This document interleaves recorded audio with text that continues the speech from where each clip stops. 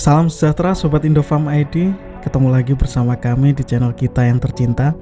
Kali ini kita bakalan bahas topik menarik tentang kontroversi kuda liar Australia. Biar nggak penasaran, yuk mari kita simak terus videonya hanya di Indofarm ID.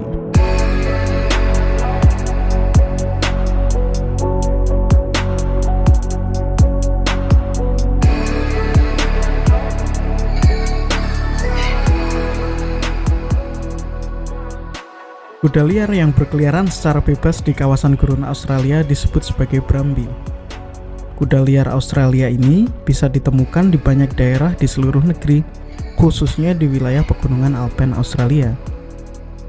Kebanyakan kuda liar Australia tersebut ditemukan di wilayah Northern Territory, dengan populasi terbesar keduanya berada di kawasan liar wilayah Queensland. Brumby pada awalnya adalah keturunan kuda yang melarikan diri atau hilang milik para pemukim Eropa era kolonial.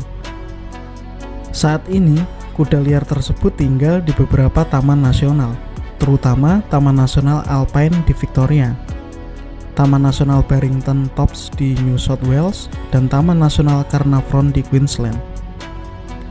Kadang-kadang mereka dikumpulkan, ditangkap, dan dijinakkan untuk digunakan sebagai kuda ternak yang bekerja di peternakan atau stasiun kereta.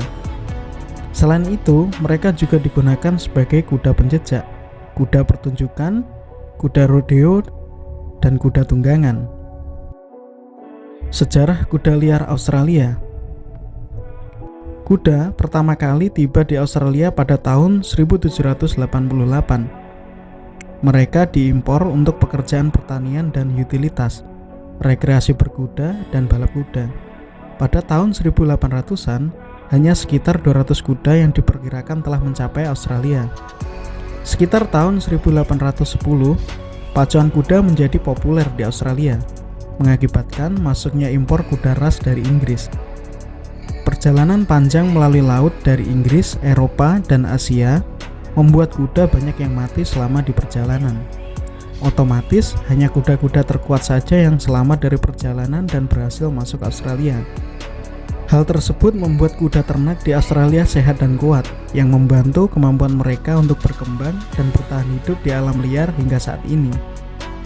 Awal abad ke-19, ketika para pemukim pertama kali melintasi Blue Mountain dan berekspansi untuk membuka wilayah pedalaman, kuda sangat dibutuhkan untuk bepergian.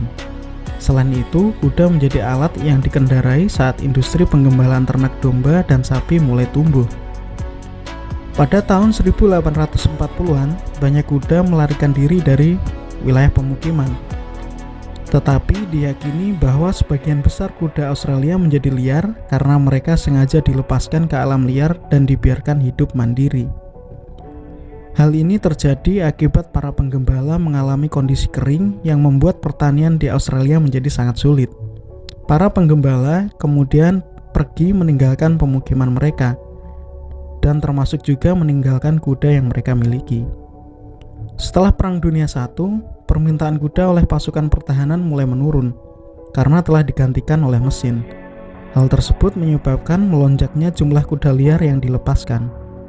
Sepanjang abad ke-20, penggantian kuda dengan mesin juga terjadi di dunia pertanian, semakin menyebabkan penurunan permintaan kuda sehingga turut berkontribusi terhadap peningkatan populasi kuda liar yang dilepaskan. Kontroversi kuda liar Australia. Kuda liar Australia banyak mengundang kontroversi. Pemerintah dan para pemerhati lingkungan menganggap mereka sebagai hama yang mengancam kelestarian ekosistem asli. Tetapi tidak sedikit pula masyarakat yang menganggap kuda liar sebagai bagian dari warisan sejarah Australia. Banyak warga masyarakat yang menolak proses penangkapan, pemusnahan, dan pemulangan kuda liar secara tidak manusiawi. Kuda liar Brumby diketahui tidak memiliki pemangsa alami. Meskipun ada kemungkinan bahwa dingo atau anjing liar kadang-kadang memangsa anak kuda, rata-rata hanya 20% populasi kuda liar yang mati secara alami setiap tahun, terutama karena masalah kekeringan, tanaman beracun, dan parasit.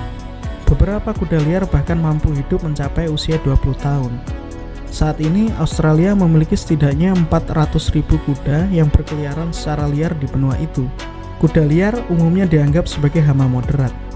Jika dibiarkan tanpa kontrol, kuda liar akan merusak vegetasi dan menyebabkan kerusakan lingkungan.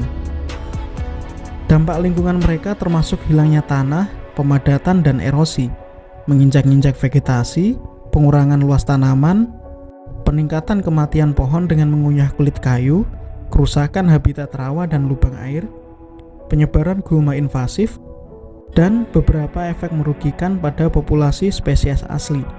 Dalam beberapa kasus, ketika kuda liar dikejutkan, mereka dapat merusak infrastruktur termasuk palung, pipa, dan pagar.